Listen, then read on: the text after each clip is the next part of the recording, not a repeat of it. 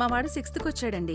School మార్చాలి. ఎన్ని facilities ఉంటే ఏం లాభం? సబ్జెక్ట్లో అసలు స్టాండర్డ్స్ లేనప్పుడు. మా అమ్మాయి స్కూల్లో అకాడమిక్స్ ఓకే అండి, కానీ అది తప్ప ఇంకేమీ లేదు. గ్రౌండ్ చాలా బాగుంది, కానీ వేరే యాక్టివిటీస్ చాలా వీక్. కంగారు పడకండి. రెసిడెన్స్ స్కూల్స్ తో మంచి చదువుతో పాటు all round development. Right age లో రైట్ ఫౌండేషన్ తో రెసిడెన్స్ స్కూల్స్ ఇప్పుడు హైదరాబాద్ అంతటా.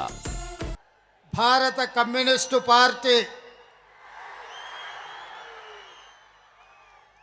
శత జయంతి ఉత్సవాలను జరుపుకోవడానికి కార్యక్రమాన్ని ఏర్పాటు చేసి ఈ కార్యక్రమానికి సభాధ్యక్షత వహించిన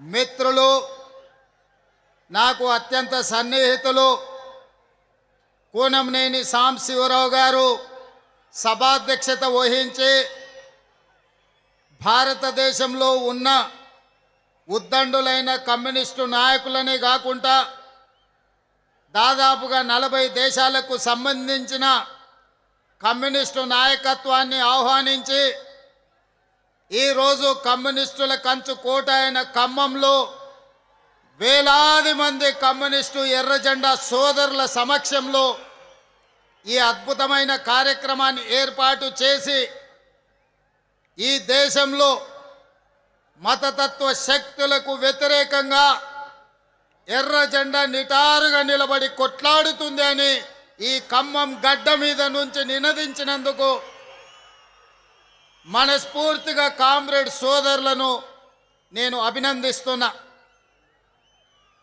1925 డిసెంబర్ ఉత్తరప్రదేశ్ కాన్పూర్లో ప్రారంభించిన కమ్యూనిస్టు పార్టీ 100 సంవత్సరాలు పూర్తి చేసుకొని ఈ ఖమ్మం గడ్డ మీద ఈరోజు ఉత్సవాలు జరుపుకుంటూ రాబోయే 100 సంవత్సరాలు పేద ప్రజల కోసం, ఆదివాసీల కోసం, గిరిజనుల కోసం తండాలలో, గూడాలలో, మారుమూల పల్లెల్లో అత్యంత నిరుపేదలైన పేదల కోసం నిరంతరం కొట్లాడుతూనే ఉంటామని, అవసరమైతే తుది శ్వాస వదులుతాము కానీ ఎర్ర జెండను వదలము అని చెప్పి నినదించిన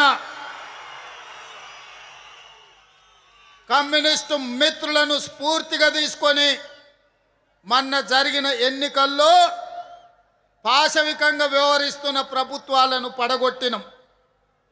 మిత్రులారా, ఈనాడు ఈ వేదిక మీద నుంచి ఈ రాష్ట్రమే కాదు ఈ దేశాన్ని పట్టి పీడిస్తున్న పాశవిక శక్తులను ఓడించడానికి మనం ప్రతిజ్ఞ చేయాల్సిన అవసరం ఉన్నది. ఆనాడు ఈ దేశంలో దేశ స్వతంత్రం కోసం రవి అస్తమించని రాజ్యాన్ని నడిపిన బ్రిటిష్ తెల్లదొరలకు వ్యతిరేకంగా 140 సంవత్సరాల అనుభవం ఉన్న ఇండియన్ నేషనల్ కాంగ్రెస్ 100 సంవత్సరాలు అలుపెరగని పోరాటం చేసిన కమ్యూనిస్టు సోదరులు కొట్లాడితేనే ఈ దేశానికి స్వతంత్రం వచ్చింది. స్వతంత్రం వచ్చిన ఈ దేశంలో పేద ప్రజల కోసం తండాలలో, గూడాలలో, మారుమూల పల్లెల్లో ఉన్న ఆదివాసీల కోసం, గిరిజనుల కోసం, బలహీన వర్గాల కోసం, కార్మికుల కోసం, రైతుల కోసం, రైతు కూలి సంఘాల కోసం మీరు నినాదాలు చేసిండ్రు, మీరు పోరాటాలు చేసిండ్రు, మీరు అవసరమైతే ప్రభుత్వం మీద యుద్ధమే ప్రకటించండ్రు. మీరు పోరాటాలు చేస్తే మీరిచ్చిన నినాదం దున్నేవాడికే భూమి అని ఎర్ర జెండా సోదరులు నినాదం ఇస్తే ఆ నినాదాన్ని చట్టం చేసి జమీందారుల దగ్గర, జాగీదారుల దగ్గర, భూస్వాముల దగ్గర ఉన్న లక్షలాది ఎకరాలను ఆనాడు బూర్గుల రామకృష్ణారావు గారు, పివి నరసింహారావు గారు, శ్రీమతి ఇందిరాగాంధీ గారు అగ్రికల్చర్ సీలింగ్ యాక్ట్ తీసుకొచ్చి లక్షలాది ఎకరాలను భూస్వాముల నుంచి గుంజుకొని పేద ప్రజలకు పంచిపెట్టిన చరిత్ర కాంగ్రెస్ పార్టీది. అదేవిధంగా రైతు కూలీలు వెట్టి చాకిరి చేస్తుంటే, దొరల గడీల దగ్గర బానిసలుగా బతుకుతుంటే, వాళ్ళ హక్కుల కోసం వాళ్ళ రక్తాన్ని చెమటగా మార్చి గడీలలో గుమ్మీలు నింపుతుంటే రైతు కూలీ చట్టాలు ఉండాలి, రోజుకు 8 గంటల శ్రమకు కూలి ఇవ్వాలి అని మీరు పోరాటాలు చేస్తే కనీస వేతన చట్టం తీసుకొచ్చి నాశనాలను చేసింది కాంగ్రెస్ పార్టీ. అదేవిధంగా ఈ భూమి మీద ఏ వస్తువు ఎవరైనా తయారు చేయని, ఆఖరికి అగ్గిపెట్టే సబ్బు బిల్లైనా ఉత్పత్తి చేసేవాడే ధరను నిర్ణయిస్తే 6 కాలం కష్టపడి పంట పండించి దుక్కి దున్ని పంట పండించి పంటను అమ్మడానికి వెళ్తే రైతు ధర నిర్ణయిస్తలేడు, కొనుగోలు చేసే దళారులు ధరలు నిర్ణయిస్తున్నారని రైతు కూలీ సంఘాలను కట్టి రైతాంగ ఉద్యమాలు మీరు చేస్తే కనీస మద్దతు ధర తీసుకొచ్చి దళారులను అడ్డు తొలగించి చట్టం చేసింది కాంగ్రెస్ పార్టీ. మిత్రులారా, ఆనాడు రిజాకర్లకు వ్యతిరేకంగా, నిజాం నవాబులకు వ్యతిరేకంగా సాయుధ రైతాంగ పోరాటాన్ని నిర్మించి ఆనాడు 4000 మంది ఎర్ర జెండా వీరులు నేల కొరుగుతేనే ఆనాడు మీరు నిర్మించిన సాయుధ రైతాంగ పోరాటమే తెలంగాణ రాష్ట్రానికి, హైదరాబాదు రాష్ట్రానికి విముక్తి కలిగించడానికి పునాదులు పడ్డాయి.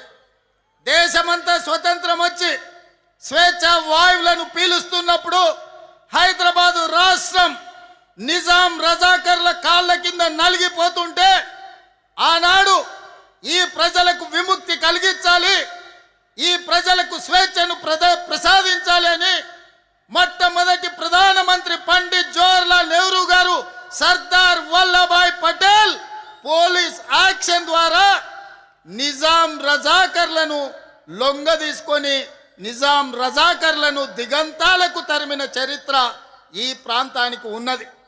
ఆనాడు జరిగిన సాయుధ రైతాంగ పోరాటంలో పుచ్చలపల్లి సుందరయ్య గారు కావచ్చు, చెన్నంనేని రాజేశ్వరరావు గారు కావచ్చు, అలా చెప్పుకుంటూ వెళ్తే ఆ తర్వాత చంద్ర రాజేశ్వరరావు గారుతో పాటు ఆనాడు ఈ ప్రాంతానికి సంబంధించి స్వతంత్రం వచ్చిన తర్వాత కూడా భారత కమ్యూనిస్టు పార్టీ తరఫున పోరాటం చేసిన నల్లమల గిరిప్రసాద్ గారు, అదేవిధంగా శేషగిరిరావు గారు ఈ ప్రాంతం నుంచి ప్రాతినిధ్యం వహించారు. ఈరోజు ఈ వేదిక మీద పువ్వాడ నాగేశ్వరరావు గారు కూడా ఉన్నారు, ఆనాడు సిపిఐ ఉద్యమాలలో పాల్గొన్న వాళ్ళు. మిత్రులారా, ఇవాళ ఒకే ఒక్క మాట నేను ఈ వేదిక మీద నుంచి మీకు విజ్ఞప్తి చేయదలుచుకున్నా. ఆనాడు బ్రిటిష్ వాళ్ళతో ఎంత ప్రమాదం ఉండేనో ఈనాడు ఉన్న బీజేపీ అంటే బీజేపీ భారతీయ జనతా పార్టీ కాదు, ఇది బ్రిటిష్ జనతా పార్టీ.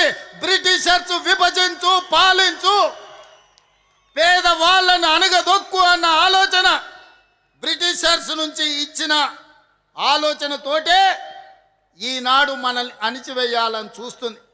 ఇవాళ పేదల కోసం, రైతు కూలీల కోసం, భూమి లేని నిరుపేదల కోసం యూపీఏ ప్రభుత్వంలో ఆనాడు కమ్యూనిస్టు కాంగ్రెస్ పార్టీ కలిసి జాతీయ ఉపాధి హామీ పథకాన్ని తీసుకొస్తే ఈనాడు జాతీయ ఉపాధి హామీ పథకాన్ని రద్దు చేసింది.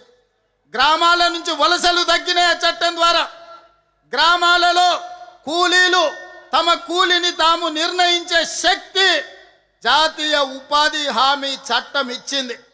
ఇవాళ అదానీ అంబానీలకు కూలీలు దొరకడం లేదు, ప్రజలు వలసలు పోవడం లేదు, నగరాలు వలసలు పోయే రోజులు మారిపోయి మొన్న వచ్చిన కరోనా సమయంలో ఈ దేశంలో ఉండే పేదలను ఆదుకోవడానికి జాతీయ ఉపాధి హామీ పథకమే ప్రయోజనం చేకూరింది. ఇవాళ నరేంద్ర మోడీ ప్రభుత్వం జాతీయ ఉపాధి హామీ పథకాన్ని తూట్లు పడిసి నిర్వీర్యం చేసి ఆ పథకాన్ని రద్దు చేయడం ద్వారా మళ్ళీ రైతులు, రైతు కూలీలు గ్రామాలు వదిలి పట్టణాలకు వలసపోయే పరిస్థితి. పట్టణాలకు వలస వెళ్తే మళ్ళీ వెట్టి చాకిరి వస్తుంది. అదానీ అంబానీలకు అగ్వకు సగ్వకు కూలీలు దొరుకుతారు. అందుకే ఈనాడు నరేంద్ర మోడీ గారు ఈనాడు కార్పొరేట్ కంపెనీల చేతిలో కీలు బొమ్మగా మారి జాతీయ ఉపాధి హామీ చట్టాన్ని రద్దు చేసి మళ్ళీ మల్టీనేషనల్ కంపెనీలకు మన హక్కులను తాకట్టు పెట్టే ప్రయత్నం చేస్తున్నాడు. అందుకే మిత్రులారా, ఈనాడు ఈ దేశంలో మొదటి స్వతంత్ర ఉద్యమంలో బ్రిటిషర్స్ని ఈ దేశం నుంచి తరిమినాం. దానితోని మనకు స్వేచ్ఛ వచ్చినట్టు కాదు. నిజమైన స్వేచ్ఛ, కమ్యూనిస్టులు కోరుకున్న స్వేచ్ఛ, దోపిడీ ఆగాలి, పేదలకు మేలు జరగాలి, రైతు కూలీ హక్కులను కాపాడాలి అనేదే మీ పోరాటం. ఆ పోరాటానికి అండగా నిలబడ్డది కాంగ్రెస్ పార్టీ. మీ పోరాటాలను, మీ నినాదాలను చట్టాలు, శాసనాలు చేసి ఈ దేశంలో రైతాంగాన్ని ఆదుకున్న పార్టీ కాంగ్రెస్ పార్టీ.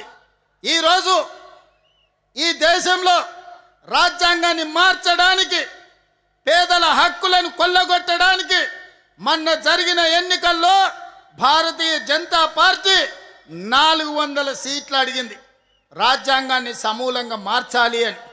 కానీ ప్రజలు, కమ్యూనిస్టులు, కాంగ్రెస్ పార్టీ, మా నాయకుడు రాహుల్ గాంధీ గారు అందరితో నిలబడి కాంగ్రెస్కు అధికారం ఇవ్వండి, ఒకవేళ బీజేపీకి 400 సీట్లు ఇస్తే రాజ్యాంగాన్ని సమూలంగా మారుస్తారు, రిజర్వేషన్లు రద్దు చేస్తారని ప్రతి గ్రామానికి వెళ్ళి చెప్పిండు. అందుకే ఈనాడు బీజేపీకి 240 సీట్ల దగ్గరనే ఆగింది.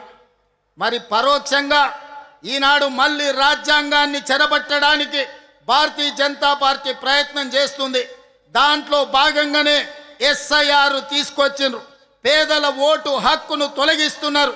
ఇది ఈనాటి ప్రయత్నం కాదు. ఆనాడు భారత రాజ్యాంగం ఏ విధంగా ఉండాలో డాక్టర్ బాబాసాహెబ్ అంబేద్కర్ని చైర్పర్సన్గా పెట్టి కాన్స్టిట్యూయెంట్ అసెంబ్లీలో చర్చ జరిగినప్పుడు గోల్వాల్కర్ సిద్ధాంతం నమ్మినోళ్ళు పేదలకు ఓటు హక్కు ఉండొద్దు అన్నారు. ఆనాడు డాక్టర్ బాబాసాహెబ్ అంబేద్కర్, మహాత్మా గాంధీ గారు పేదలకు ఓటు అనే హక్కు ఆయుధాన్ని చేతిలో పెట్టి పరిపాలన చెయ్యడానికి ఎవరు ఉండాలో నిర్ణయించమని అధికారం ఇచ్చిండు. మరి ఈనాడు ఆ ఓటు హక్కును తొలగించడానికి బీజేపీ ఎస్ఐఆర్ను ఉపయోగిస్తున్నది. మిత్రులారా, ఈ దేశంలోనే పుట్టి, ఈ దేశంలోనే పెరిగి, ఇక్కడ చనిపోతే ఈ మట్టిలో కలిసే మూలవాసులైన ఆదివాసీలను మీ ఆనవాళ్ళు తీసుకురండి, మీ ఆధారాలు తీసుకురండి, అప్పుడే మీకు ఓటు హక్కు ఇస్తామంటే ఇక్కడనే పుట్టి, ఇక్కడనే పెరిగి, ఇక్కడనే ఈ అడవుల్లో ఉండే జాతులు ఎక్కడి నుంచి ఆధారం తీసుకొస్తారని నేను అడుగుతున్నా. అందుకే మిత్రులారా, ఈ దేశంలో కుట్ర జరుగుతుంది. అధికారాన్ని శాశ్వతంగా అంటి పెట్టుకోవాలని పేదల వ్యతిరేక ప్రభుత్వం భారతీయ జనతా పార్టీ ప్రయత్నం చేస్తుంది. ఈనాడు శ్రీమంతుల ఓటు ఎక్కడ పోదు, కార్పొరేట్ కంపెనీల హక్కులు ఎక్కడికి పోవు. ఈనాడు తెచ్చిన ఎస్ఐఆర్ భూమి లేని నిరుపేదలు, రైతు కూలీల హక్కులు పోతాయి. వాళ్ళ ఓటు హక్కు పోతే వాళ్ళ రేషన్ కార్డు పోతుంది, వాళ్ళ రేషన్ కార్డు పోతే వాళ్ళకున్న ఆస్తులు పోతాయి. ప్రభుత్వం అందించే సంక్షేమ పథకం ఏది కూడా అందదు. ఈ దేశంలో ఏది కావాలన్నా ఓటు హక్కు ఉన్నవాడికే ప్రభుత్వాలు ఈరోజు సంక్షేమ పథకాలు ఇస్తున్నాయి. ఒకవేళ ఓటే తొలగిస్తే రేషన్ కార్డు పోతుంది, మీ ఇల్లు పోతుంది, మీకు వచ్చే పెన్షన్ పోతుంది, మీకు వచ్చే ప్రభుత్వ సంక్షేమ పథకాలు అన్నీ పోతాయి. ఈరోజు పేదవాళ్ళ హక్కును కాల రాయడానికే బీజేపీ కంకణం కట్టుకున్నది. అందుకే మిత్రులారా, ఈరోజు అప్రమత్తంగా ఉండవలసిన పరిస్థితి వచ్చింది. ఈరోజు నువ్వు కాంగ్రెసా, కమ్యూనిస్టా లేదా ఇంకెవరా అని ఆలోచన చేసే సందర్భం కాదు. కాంగ్రెస్ అయినా కమ్యూనిస్ట్ అయినా ప్రజాస్వామ్యాన్ని కోరుకునే ప్రతి వారు ఏకమై నరేంద్ర మోడీకి వ్యతిరేకంగా ఈ దేశంలో దండు కట్టాలి. ఈరోజు పోరాటం ప్రకటించాలి. అప్పుడే ఈ ప్రజాస్వామ్యం బతుకుతుంది. ప్రజాస్వామ్యాన్ని బ్రతికించడానికి, పేద ప్రజల హక్కులు కాపాడడానికి మనందరం కలిసికట్టుగా పని చెయ్యాలి. అందుకే ఎర్రజెండా సోదరులు ఆహ్వానించగానే తప్పకుండా ఖమ్మం వస్తా, 100 సంవత్సరాల మీ శత జయంతి ఉత్సవాలలో పాల్గొంటా. ఇవాళ మీరు వేరు మేము వేరు కాదు.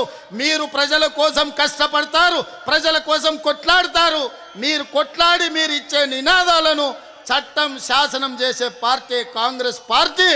ఇవాళ ఈ అధికారంలో మీ సహకారం కూడా ఉన్నది, మీ శ్రమ కూడా ఉన్నది. మిత్రులారా, ఇది పేదల రాజ్యం, ఇది పేదల ప్రభుత్వం.